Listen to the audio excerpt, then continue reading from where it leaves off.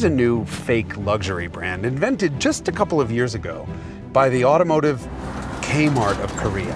And I don't mean Hyundai any sort of insult by that, but this is a brand that built its reputation on being cheap. Cheap but good.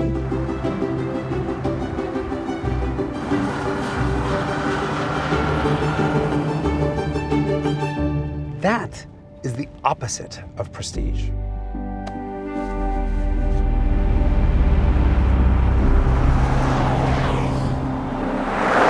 Prestige comes from demonstrating quality, or at least creating the perception of quality. Lexus was once also a fake brand, came straight from the imagination of Toyota's marketers. But Lexus's flagship product wasn't just full of perceived quality.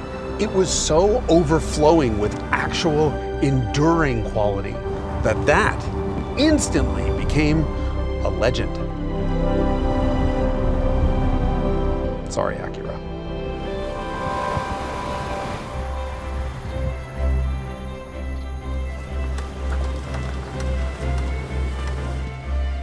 Over the last 30 years, Lexus quality has been unwavering. But lately there's a little something missing. And that little something is one step up the success ladder. It's desirability.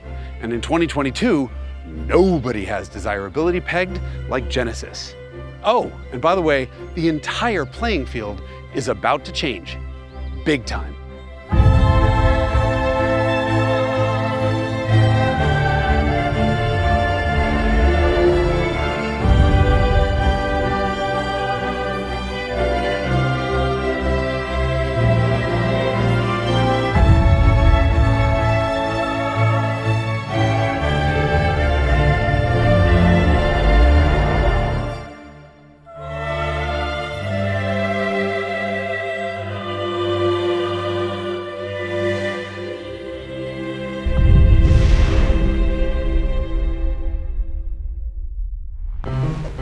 Genesis is a sparkling new luxury brand.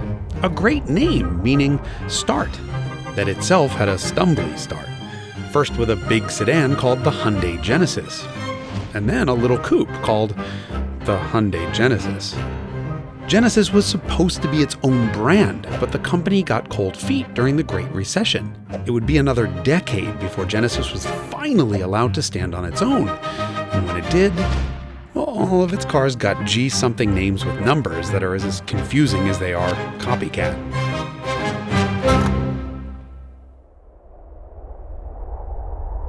Here we are just 10 years later, talking about the brand Genesis on a show called Icons.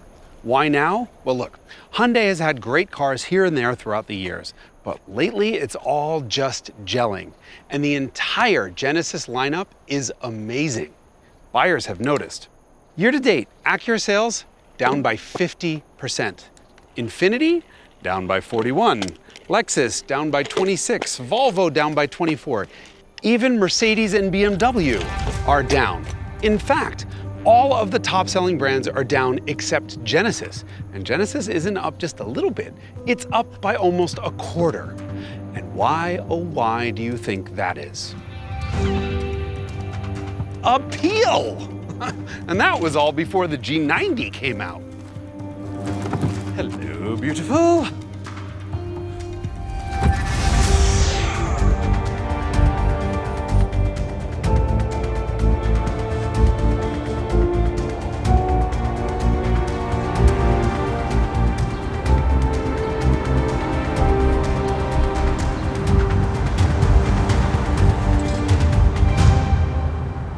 There is absolutely no mistaking the Genesis G90 as anything but a luxury car. It has the elegant proportions, the intricate detailing, the imposing size, and the overall look of, well, I wanted to say a Mercedes S-Class, but it's actually a lot more Bentley.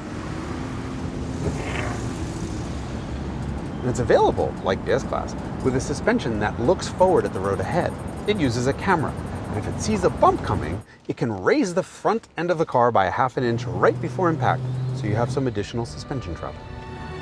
Or if the road is really bumpy, it just raises the whole car by an inch. You thrill me, you fill me with desire. It's so true, you know you set my heart on fire.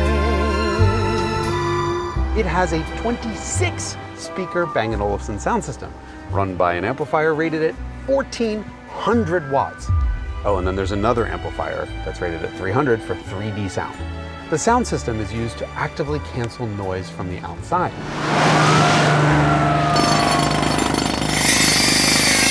Which means this car has more than 2 horsepower assigned to do nothing but just remove people from your existence.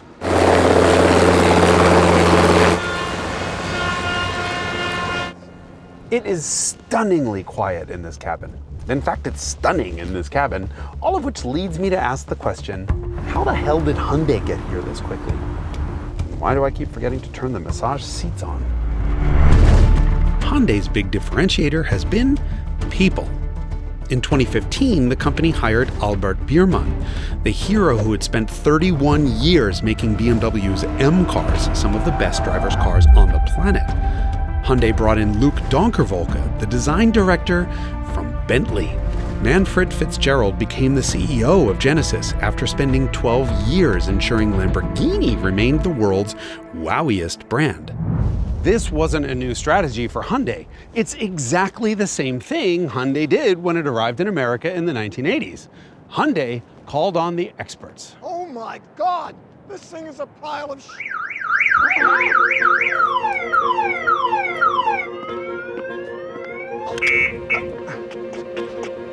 Get in. Jason, I'm not vaccinated. No. That door doesn't really work so much. Okay. Oh my God, it smells like Teen Spirit in here. That is not Teen Spirit. You know what? Interior's not bad. Don't get caught on the guillotine belts. But look, I can close the door. Seat belts for safety. I don't even have one. You can. I'm gonna be all right. Hold on. Let's put that right there. I'll hold it.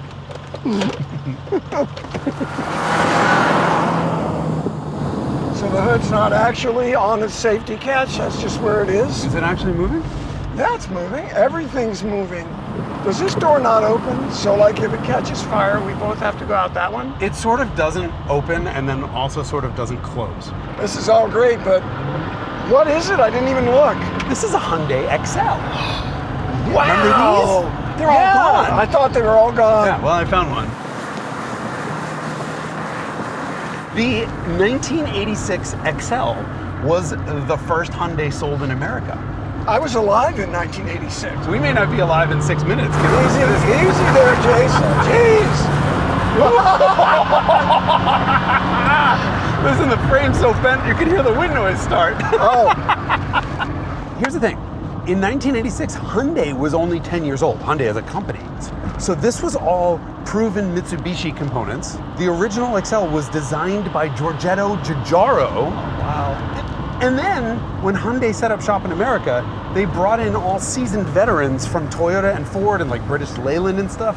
So the company was brand new, but all the players weren't. And this is the best that they could do.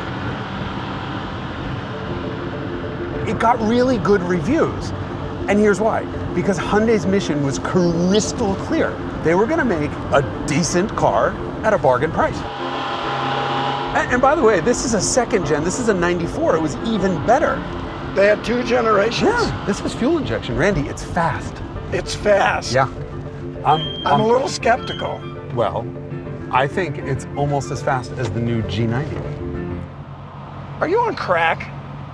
In 3, 2, hold on, air conditioning off. Yeah, good. 2, 1, go. Look, we got it. Okay, now for it. No, I am for it.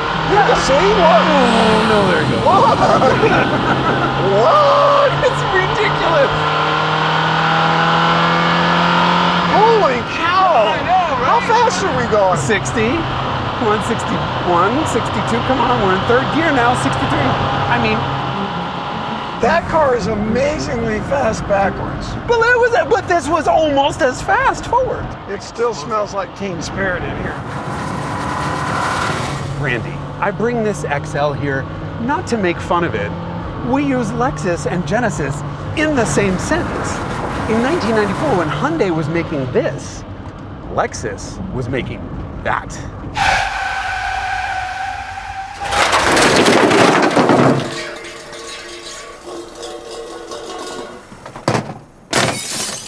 Dang, Jason, an original Lexus LS400. I know. These are both 1994s. Hey, this is just like those commercials they had. They had one of these on a dyno at 150 miles an hour with wine glasses stacked that didn't move. Exactly. This is running. What? Yeah, you want me to rev it? Hold Yeah, on. rev it. Can you make 150?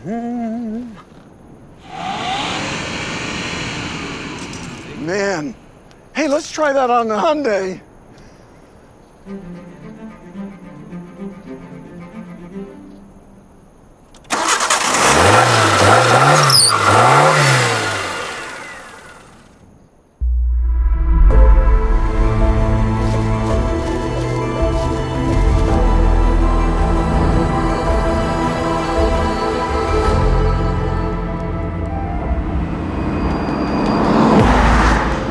The Lexus LS400 did far more than just balance champagne glasses.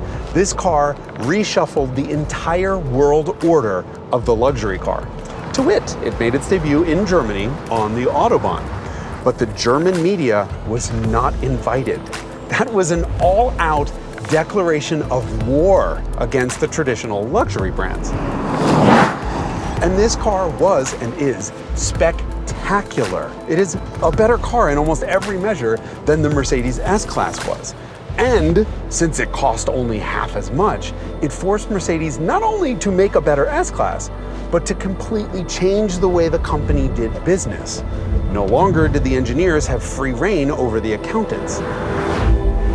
The whole concept of cost no object engineering died the minute this car was born.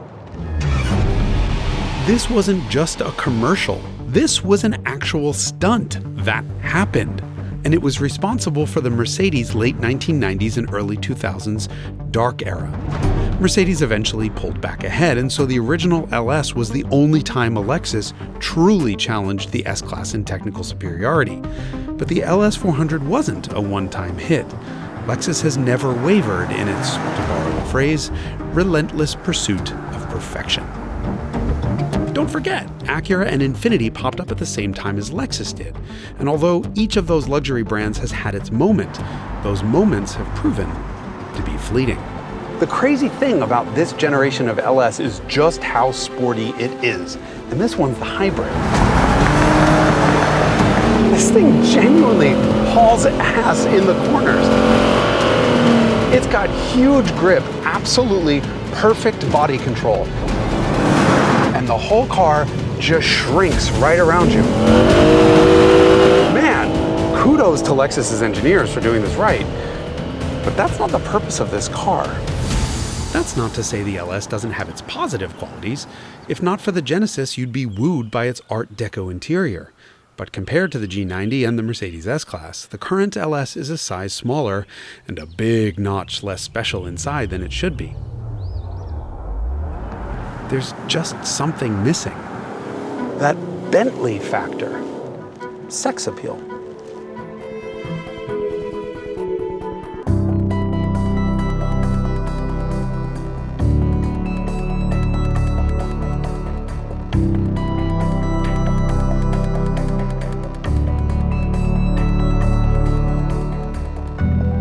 Don't forget who's been working on this car, Bentley design folks. And so this nails that X factor.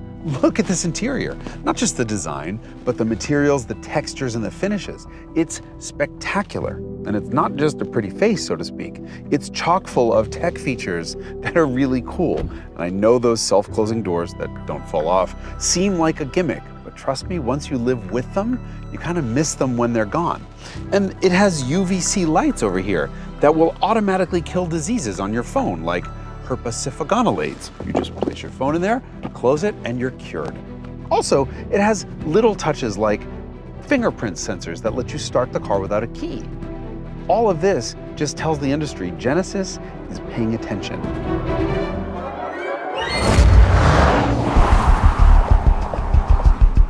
But there are problems, 3 major groups of them. Firstly, I would be willing to bet that Albert Biermann had absolutely nothing to do with the chassis tuning of this car, because it's kind of a mess. For example, at low speeds in parking lots, it has rear active steering that turns the rear wheels in the opposite direction to shrink the turning radius. However, this happened so violently and out of phase that it made everyone who rode in this car sick. Not off to a good start.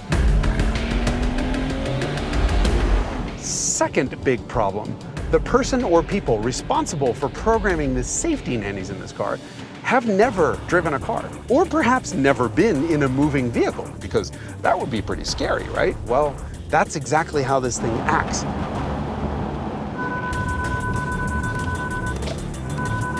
It's constantly beeping, pulling the seatbelt, slamming on the brakes. Oh, there we go. Okay. Thank you for protecting me.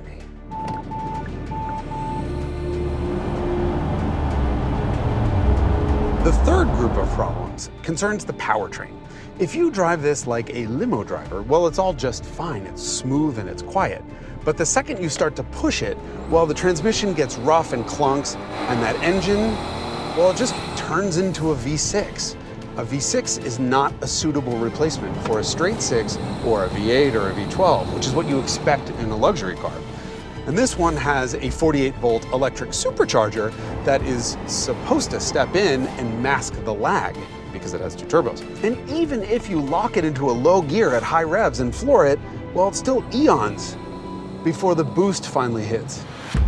That's because to help you be a smoother driver, the V6 is calibrated for a slow ramp in power, no matter how quickly you map the pedal. So putting that e-Supercharger on it seems like a waste.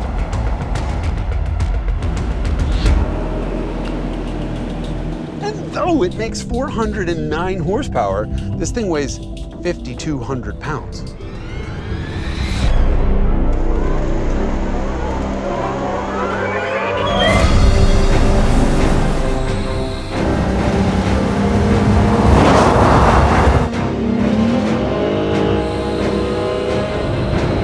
Both of these cars have high voltage band-aids on bullet wounds inflicted by stepping down from the V8s that they should have had. Why not just go electric?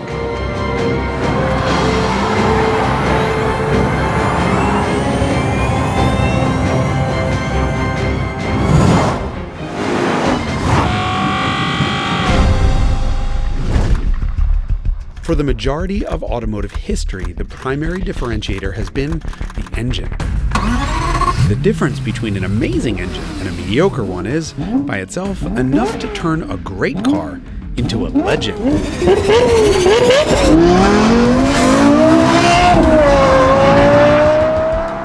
Or to render an entire car forgettable, no matter how good the rest of it is. That differentiator is going away. And our first taste of Genesis post-differentiator is the electric GV60.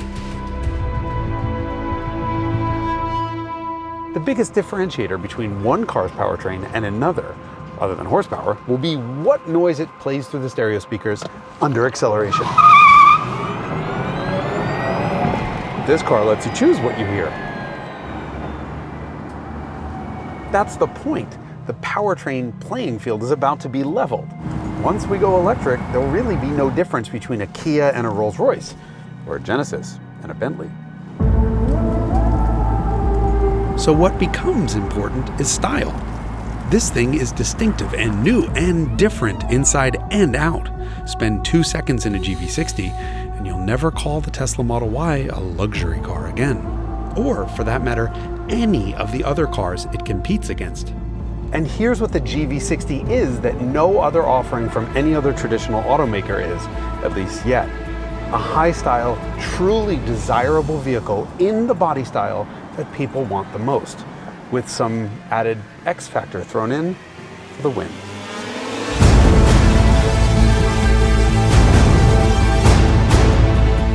In just a few short years, Genesis has gone from a single model to a full lineup of unexpectedly desirable cars. And the new G90 is Genesis's LS400 moment. It doesn't quite unseat the Mercedes S-Class, but the G90 does brush today's Lexus LS aside. In other words, Genesis has out-Lexused Lexus.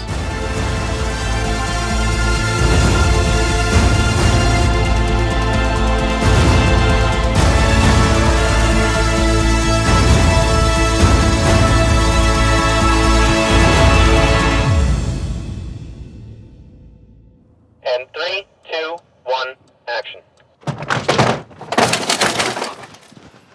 Dang, Jason, an original LS400. I know. It's a beauty. Look, it's just like those commercials they had where they put one of these on a dyno at 150 miles an hour and it was just smooth as silk. This one's got a few miles on it, though. It's running right now. Is it running? I'm gonna hit the gas, yeah. See if you can knock any more down. See? Oh, look. I think it was the wind. Yeah, whatever. Let's try that on the Hyundai. Good idea.